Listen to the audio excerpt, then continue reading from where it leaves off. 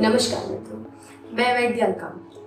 सत्वायु आयुर्वेद में इम्यूनिटी यानी रोग प्रतिरोधक क्षमता के पहले सेशन में हमने बात की कि रोग प्रतिरोधक क्षमता क्या है और आहार से संबंधित ऐसे कौन से नियम हैं जिनका यदि हम पालन करें तो हमारी रोग प्रतिरोधक क्षमता अच्छी बनी रहती है।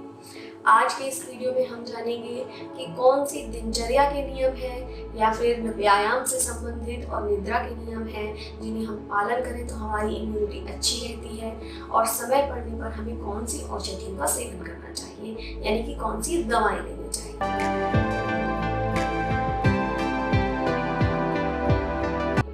विहार में सबसे पहले तो हम बात करते हैं दिनचर्या की। सुबह की दिनचर्या आपका पिछले पूरे दिन का जो शरीर में मल होता है वो बाहर निकालने के लिए की जाती है। सबसे पहले जिसमें बताया गया है कि हर व्यक्ति का एक बार दिन में पेट जरूर साफ होना चाहिए। यदि सुबह सुबह अर्ली मॉर्निंग आपका पेट साफ होता है तो ये आपके पाचन संस्थान के स्वस्थ होने का भी लक्षण है। इसके बाद बताया गया है कि हर व्यक्ति को ओरल हाइजीन यानी कि अपने मुंह के स्वास्थ्य का भी ख्याल रखना चाहिए।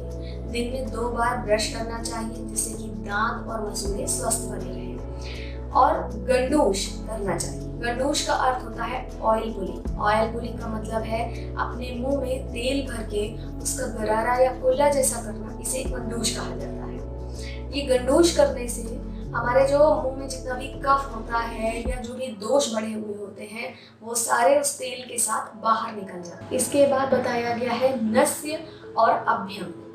नस्य का अर्थ होता है कि नाक में 2 बूंद तेल की डालना।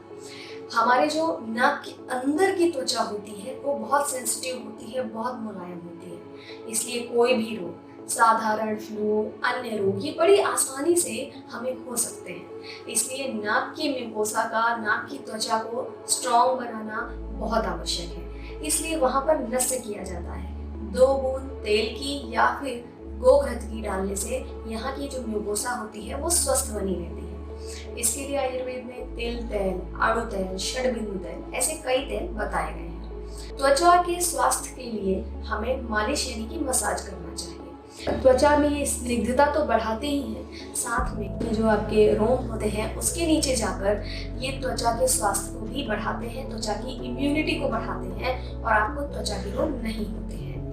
इसके बाद व्यायाम के विषय में बताया गया है। व्यायाम हर व्यक्ति को 30 से 40 मिनट प्रतिदिन अवश्य करना चाहिए। व्यायाम कोई भी हो सकता है, भारतीय व्यायाम जैसे कि दंड बैठक वगैरह या फिर योगासन, प्राणायाम जो कि बड़े लाभकारी होते हैं, या फिर पावर योगा जिसमें कि बहुत सारे आसन किए जाते हैं। कई लोग जो इनमें से कुछ भी नहीं कर सकते हैं वो अगर वॉकिंग भी करें यानी कि पैदल भी चले 30 से 40 मिनट तो अच्छा होता है। प्राणायाम करने से श्वसन संस्थान की इम्यूनिटी बढ़ती है। प्राणायाम करने से जो टॉक्सिक गैसेस होती हैं वो सारी बाहर निकल जाती हैं। ध्यान करने से मानसिक क्षमता बढ़ती है और मानसिक रोगों के प्रति आपकी जो रोग प्रतिरोधक क्षमता है वो बढ़ती है। इसके बाद आयुर्वेद में निद्रा के नियम बताए गए हैं। दिन में नहीं सोना चाहिए। गर्मी की ऋतु के अतिरिक्त या फिर अगर आप बहुत थके हुए हो तो इसके अतिरिक्त दिन में नहीं सोना चाहिए और रात में जागरण यानी कि रात में नहीं जागना चाहिए। दिन में सोने से अग्निमांद होता है, पित्त और कफ दुष्ट होते हैं और रात में जागने से वात की वृद्धि होती है, व्यक्ति में दुबलापन आता है, कृष्णता आती है। इसलिए दिन में सोना और रात में जागना दोनों अनुचित है। ये तो थे विहार से संबंधित नियम। आइए बात करते हैं औषधियों की। सबसे पहला प्रश्न तो यह उठता है कि हमें औषधियों की क्या आवश्यकता है। तो हमें रोग प्रतिरोधक क्षमता बढ़ाने के लिए औषधियों की आवश्यकता तब पड़ती है जब समाज में कोई महामारी फैली, जैसे कि अभी हमने देखा कि कोरोना महामारी, जिसमें कि बहुत सारे लोग कोरोना से इन्फेक्टेड हुए क्योंकि उनकी रोग प्रतिरोधक क्षमता कम थी, इसलिए उनका जो शरीर था वो इस विषाणु से नहीं लड़ पाए। ऐसे समय पर जब लोग बहुत अधिक लोगों से मिलते हैं, जैसे कि बैंक कर्मचारी, रेलवे कर्मचारी, पोस्ट ऑफिस कर्मचारी, सफाई कर्मचारी, ऐसे लोगों को जो फर्स्ट लाइन वॉरियर हैं उन्हें रोग प्रतिरोधक क्षमता बढ़ाने वाली औषधियों की आवश्यकता पड़ती है। इसके अतिरिक्त उन लोगों को जिन्हें कोई पहले से बीमारी है, जैसे कि डायबिटीज है, शक्कर की बीमारी है या फिर बीपी है, ऐसे लोगों को भी रोग प्रतिरोधक क्षमता बढ़ाने वाली औषधियाँ लेनी चाहिए। कुछ सब्जियां होती हैं जो आपके शरीर के लिए इम्यूनिटी की औषधि के समान ही कार्य करती हैं, जैसे कि परवल, करेला, लौकी या नेनुआ तरोई जिसे कहा जाता है, मेथी, पालक, गुड़ची और हरीद की। ये सारी सब्जियां अगर आप रोज दिन प्रतिदिन अपने आहार में लेते हैं तो आपकी रोग प्रतिरोधक क्षमता बढ़ती है। अश्वगंधा, ब्राह्मी, शतावरी, यष्टिमणि और त्रिफला, ये सारी औषधियां ऐसी हैं कि अगर आप रोज इन्हें खाते हैं तो आपकी रोग प्रतिरोधक क्षमता बढ़ती है। करते हैं गुड़ची की। गुड़ची को गिलोय भी कहा जाता है और अमृता भी कहा जाता है। अमृता नाम का अर्थ है कि अमृत के समान हमारे शरीर का पोषण करती है। ये जो औषधि होती है ये पित्त को कम करती है लेकिन अग्नि को कम नहीं करती है। इसके अतिरिक्त इसका जो एंटीवायरल इफेक्ट होता है यानी कि वायरस से लड़ने की क्षमता ये शरीर में बढ़ाती है। इसके लिए अमृता यानी कि गुड़ची का जो कांड होता है, गुड़ची का जो तना होता है, उसका इतना सा भाग अगर आप अंगूठे बराबर मोटा भाग लेकर उसको उबाल कर उसका पानी पीते हैं, उसका काढ़ा बनाकर पीते हैं तो वो सबसे लाभकारी होता है। परंतु अगर वह उपलब्ध नहीं है तो ऐसी स्थिति में आप अमृता सत्तू, गिलोय घनवटी, गुड़ची घनवटी, शंचमनी वटी, इनमें से कुछ भी ले सकते हैं।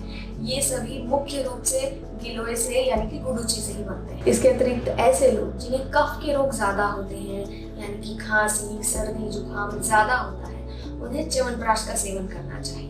ऐसे लोग जिन्हें पित्त के रोग ज्यादा होते हैं जैसे कि बाल झड़ना, बाल पकना, अम्ल पित्त यानी खट्टी डकार आना या फिर जिनको त्वचा के रोग बहुत अधिक होते हैं, उनको सुबह सुबह खाली पेट 1 चम्मच घी में शक्कर मिलाकर खाना चाहिए। ये आपकी अग्नि को अच्छा रखता है और पित्त को भी संयमित रखता है। इसके अतिरिक्त कोष्ठ शुद्धि। कोष्ठ शुद्धि का अर्थ है आंतों की सफाई करना। हम जो भी कुछ खाते हैं आजकल वो सभी मिलावटी होता है ज़्यादातर, क्योंकि पेस्टिसाइड्स खेतों में डाले जाते हैं, फलों और सब्जियों को पकाने के लिए डिफरेंट केमिकल यूज़ किए जाते हैं। जो भी पैकेज्ड फूड हम बाहर से लाते हैं उसमें प्रिजर्वेटिव बहुत सारे मिले रहते हैं।